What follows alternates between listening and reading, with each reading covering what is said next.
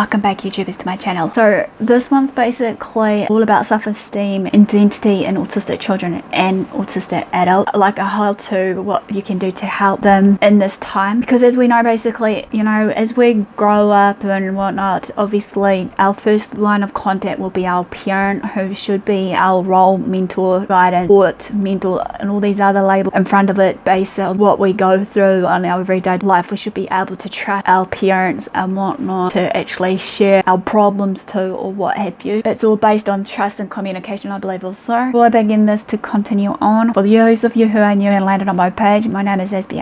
I'm all about creating mental health and autism like videos, as well as taking you all on a journey what life is like with me as an autistic adult when I'm able. And in saying this, also I advocate and educate you all about autism and mental health, removing the stigma and stereotyping is my goal, as well as inclusion, not exclusion. And in saying this, also about awareness and acceptance. So if you're into any of this and more of what I share, feel free to smash that subscribe button on the bottom right hand corner and turn on the notification bell so you don't miss any future videos that I post. As we know, like especially for many people, and as we transition to our adolescence years, not just autistic though, it's just anyone in general struggle, you know, and that at this point we're forming an independent identity to find out who we are. So this is a time that most of us young ones will seek out and actually find who and what we are, finding our sole purpose in life, obviously, as they call it. And then saying that also based on this is, like, I feel that sometimes we tend to go astray, no if, buts, or maybe. So I'm one of them. When I was a teen, obviously I took the wrong route of my path in life about certain things I got up to, and I'm forever grateful I'm still alive and breathing, share my stories and experiences with this.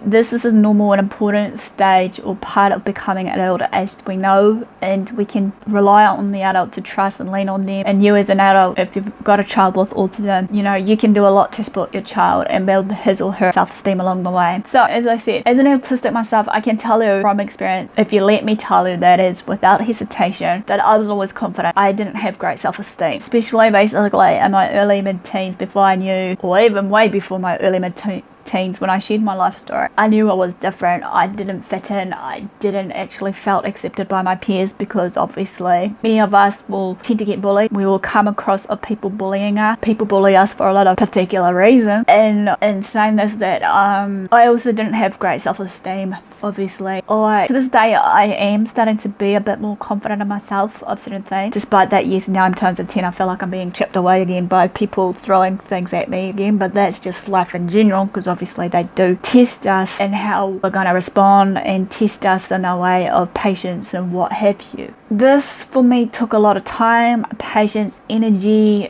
basically with the people around me, especially my parents, as I was transitioning from a young child to an adult. And also in saying there's a form of advice as you're transitioning from, you know, a young child to like a teen to adult, whatever stage you're at, be sure to find the right people around you, as well as having the right support network, as well as having the right mindsets, positive mindset as well, to help you go through what you have to go through. Because as we know, many young children and adults with autism, or just people in general, do have self-esteem problems. When you are critical of your child's behaviors or social interactions, they will often feel hurt. They feel like that you're judging them, you're criticizing them on how they should be living or whatever. It's just how you come across as an adult when you're actually teaching your child, especially, you know, about self-identity versus self-esteem. Because I've noticed that sometimes with this, adults tend to, what I've witnessed, just bear with me, please don't hit me hard on the comments or what have you as I'm about to share this, because this is just based on my own experience and what I've seen and heard basically in my lifetime, that many, you know, parents tend to bully or just make the child so small to the point that they just feel like they don't want to come out of their shell ever again, if that makes sense. Because I've noticed when I was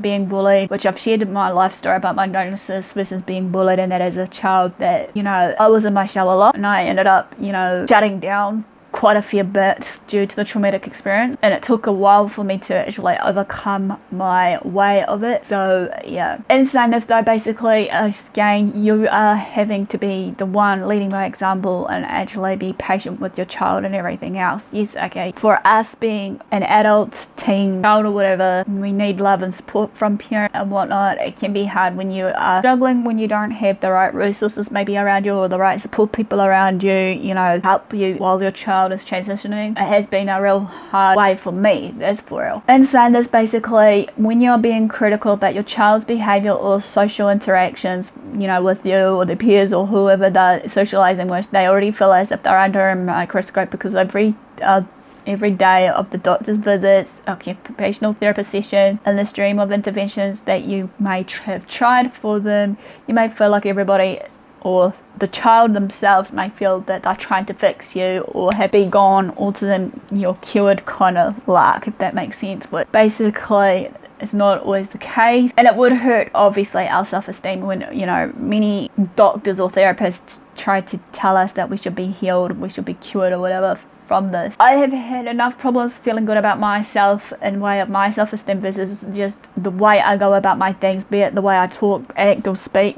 I always get looked upon, frowned upon, time and time again, because obviously I have noticed that many times again that many people in my social circle has come to criticize me in any way, shape or form. How you come across towards me, obviously, I've noticed that ever since I've actually, come out pure and simple saying, I'm an autistic, this is how you should be talking to me, this is how you should be treating me, because obviously we need to be treated with respect as well as any other Joe blogs that comes into our circle. And saying this, basically, I had my little experience too, and saying this, basically, I just felt that at that point, as I said, that it led me to a meltdown, shutdown phase of my life through the bullying, the criticizing or whatever, because I felt like I was being judged by my peers and everything. And as I said before about fitting in and stuff, I felt I wasn't fitting in because of me being different, and I'm trying to learn, okay, yeah, I'm different, I can bring something out to you guys, be it what I'm doing through my videos right now to you guys, or be it if I'm on my social media encouraging you guys, that's what I do. Basically, I'm there to support and advocate to you guys as much as I can, regardless. But you gotta remember also, kids with autism doesn't obviously seem to understand subtle jokes very often, and social interactions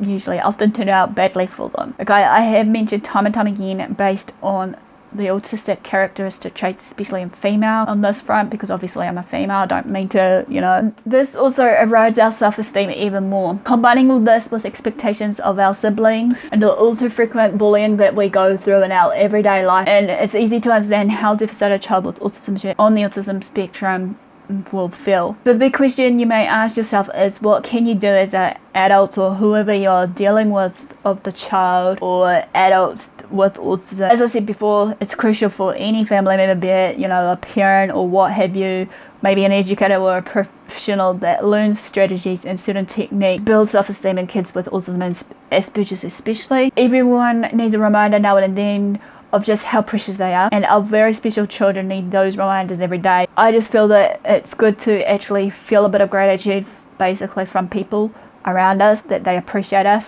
So a key example here, for example, Sammy, you're doing a great job cleaning your room. If you pick up those clothes over there, it would look even neater. Boy, you're sure a good listener, is another one. We know some of the people on the autism spectrum are good listeners, they're empathetic, they are good problem solvers if you want to talk to them. I know for a fact 9 times out of 10 I'm so empathetic to the point it drains out all my energy and stuff when I've been socializing for a long time. So I did have mentioned about autism and empathy versus socialization and all that, which will be linked in the description box below as well as in the icon above me. Right, it starts with us. Obviously, as I said before, it starts with the parent. In order to build your child's self-esteem, you need to believe in your child's inherent value and convey that to everyone else before that child's self-esteem can begin to improve. These kids know when you guys are faking compliments, and the therapy books say obviously you should be giving 5 positive comments to each correction. You have to walk in your child's shoes and empathize with how they feel. Sally, I feel that you're looking sad today. Making you sad could be an advice for you here on how you can approach this. We need to look for this.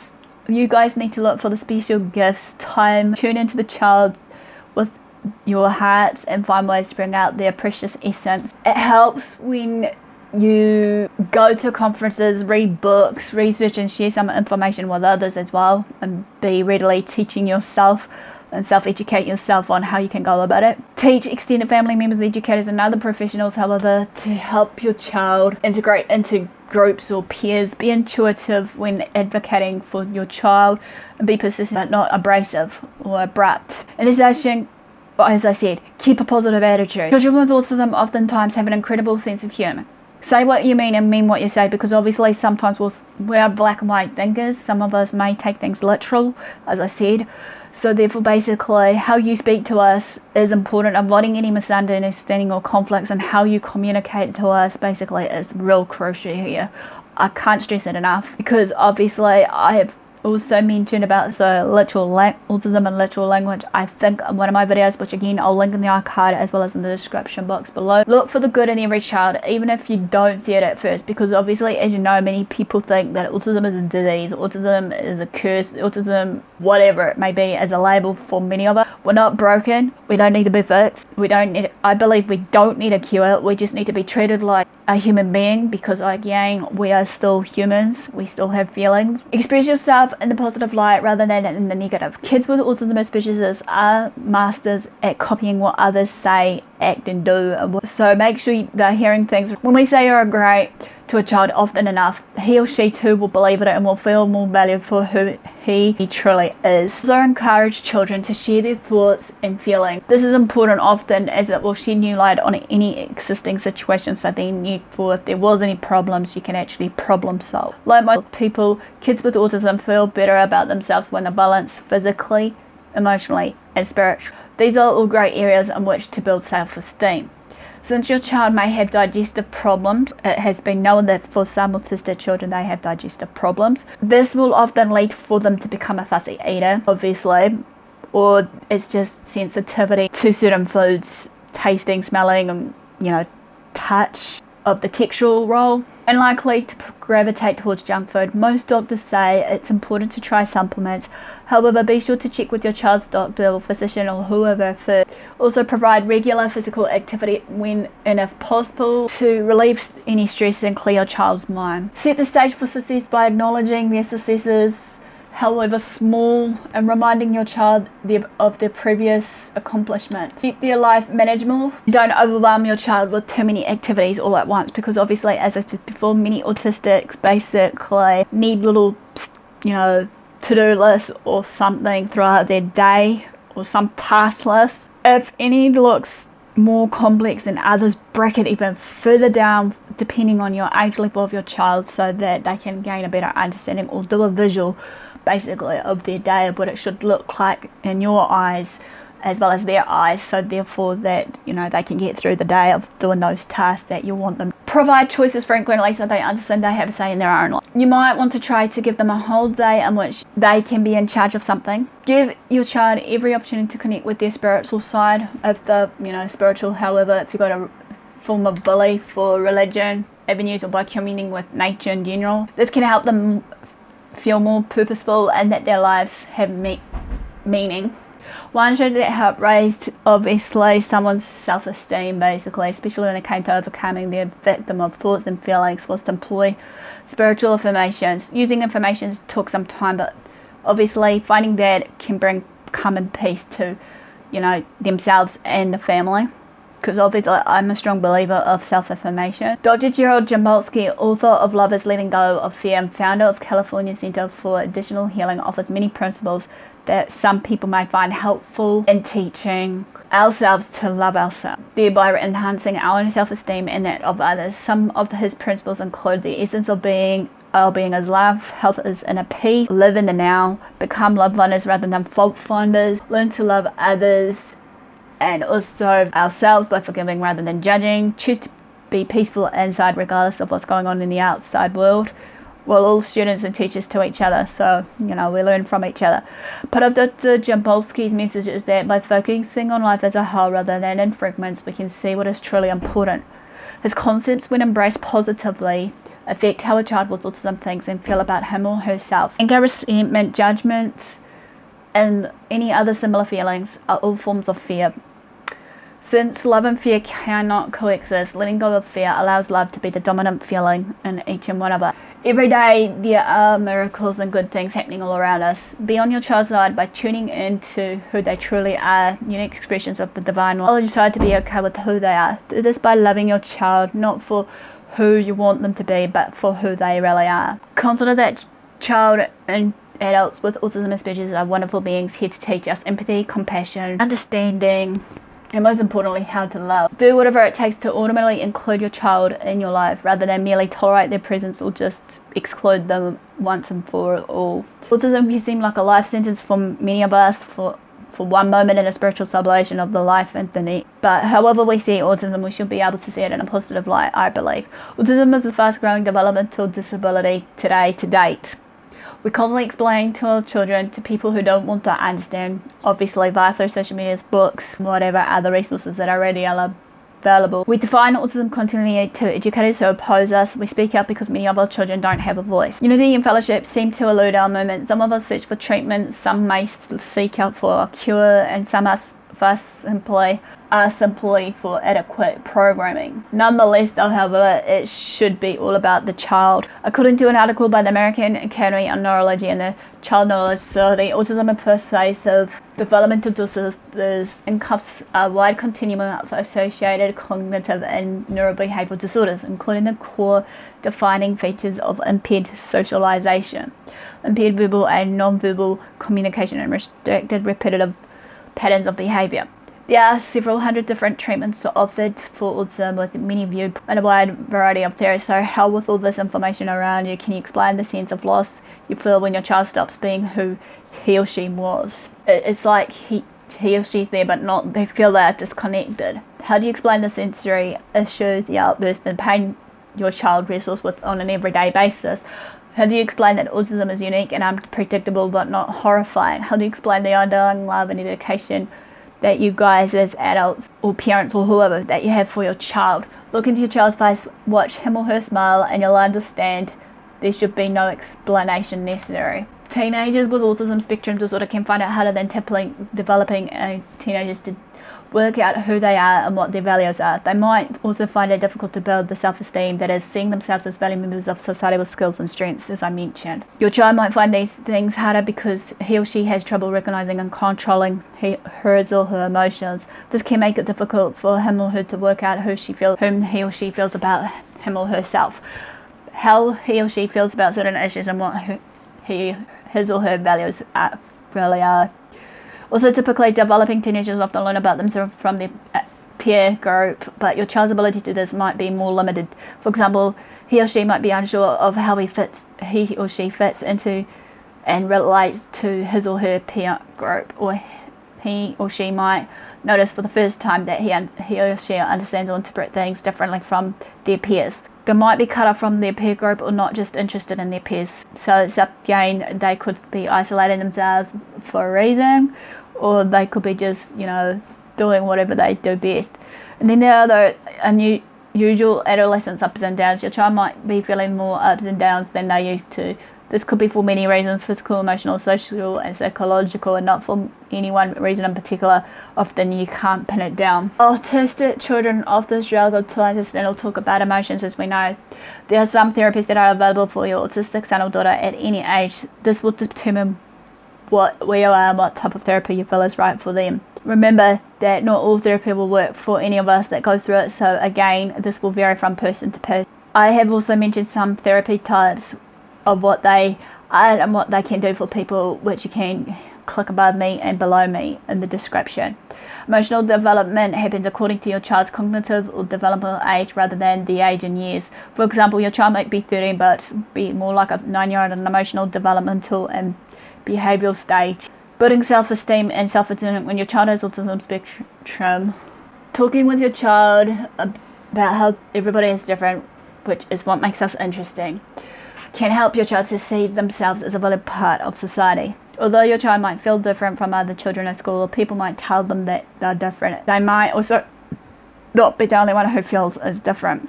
Joining an activity that they enjoy, like sports club or band, can help your child build a better sense of their strengths, what they enjoy and where they feel they fit in. It's also a good chance for them to develop and practice their own social skills, a mix with teenagers who don't know autism spectrum. Getting involved with other teenagers who have autism spectrum disorders can help your child to understand more about autism spectrum disorders and different ways that can affect people. They'll be able to share their own experiences with an understanding audience. Your state autism association or local council can help you find a local group. You can encourage your child to think about what they like and don't like, their personality, for example, whether they're genius, autistic, plot and so on. What words can they use to describe themselves to others. One way to get your child to think about themselves is to help them create an all about me book. This might include pictures of things your child likes, pictures of friends, or things about their hobbies and achievements, drawings or craft creations from when your child was young can remind them of their past experiences. Things like school reports can also help your child think about past. When your child comes up with a list of words to describe themselves, these can go into their book. Your child's self-identity also comes from about knowing their family. You should show your child things like family photographs and include them in the All About Me book too. It may also help your child to hear about your experiences of growing up as a teenager, especially if your child doesn't have a lot of support from peers. So this quickly ends basically self-identity and self-esteem in autistic children. And else, smash the like if you like this, comment below. Feel free to share these videos around. Feel free to follow me on social medias. Feel free to also post anything that I may have, mentioned, or share your life story about your self-identity versus self-esteem and stuff, and what you have learned based on you being an autistic. So enough for today, guys. Thanks for watching, and I'll see you again soon. Ciao for now.